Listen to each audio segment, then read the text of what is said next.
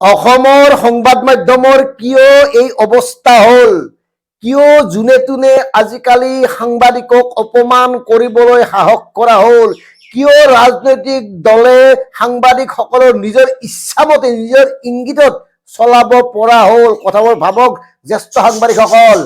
গৃহমন্ত্ৰী অমিত শ্বাহৰ মিটিঙত অৰ্থাৎ সমাৱেশত পুনৰ অপমানিত হ'ল অসমৰ সংবাদ মাধ্যম। কিয় ইয়াৰ বিৰুদ্ধে আজিলৈকে কাৰো বিশেষ মাতবোল নাই।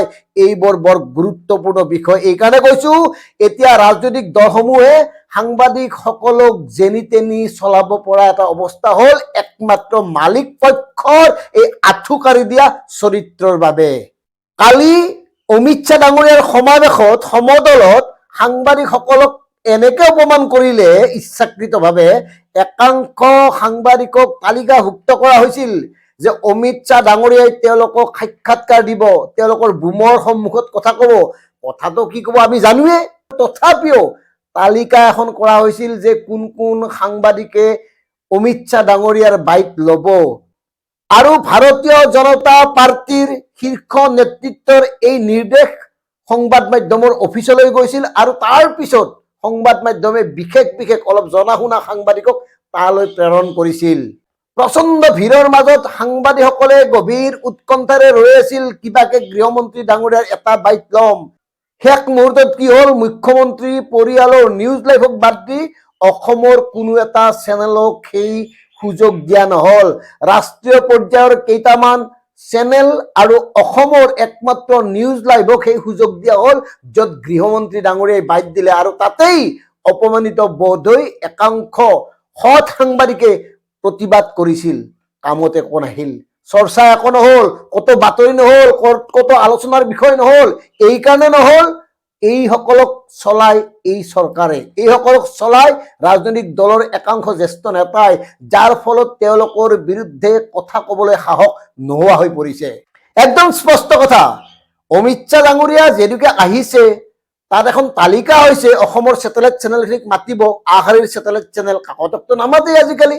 এইকাৰণে কাকতক নামাতে, কাকতে টিভিত চাই লিখিব, তেওঁলোকক মাতিবলগীয়া বিশেষ নাই। আৰু সেইকাৰণে হয়তো কাকতক নামাতিলে চেটেলাইট চেনেলক মাতিছিল যে আহিব আপোনালোকে, আৰু মাতি উঠি নিদিলে সুযোগ। কিয়?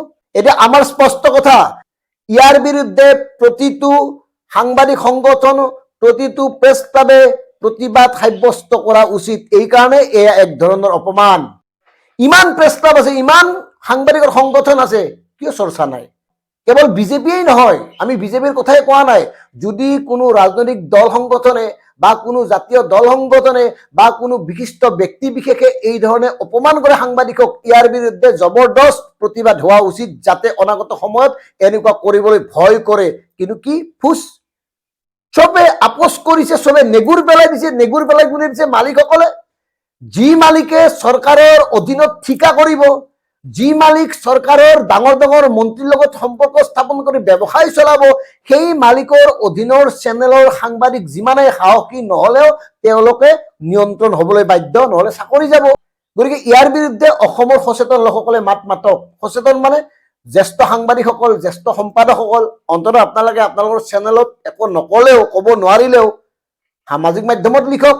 অমিত শ্বাহৰ সভালৈ এনেকৈ মাতি নি সাংবাদিকক অপমানিত কৰাৰ অধিকাৰ এওঁলোকক দিছে নেকি? এই প্ৰশ্নবোৰ উত্থাপন কৰক। এনেইতো সাংবাদিক বুলি ক'লে আজিকালি নাক কাণ একাংশৰ কাটা গৈছেই, কাৰণ বেছিভাগ জ্যেষ্ঠ সাংবাদিকৰ ভূমিকা সম্পৰ্কে আৰু কোনো ধৰণৰ আৰবেৰ নাই, স্পষ্ট হৈ গৈছে।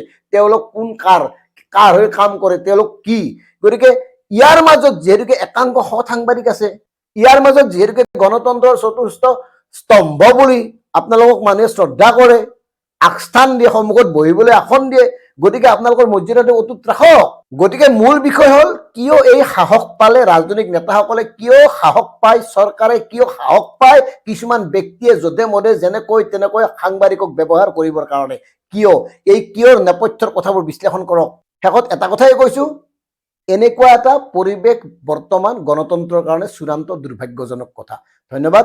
জয় আই অসম।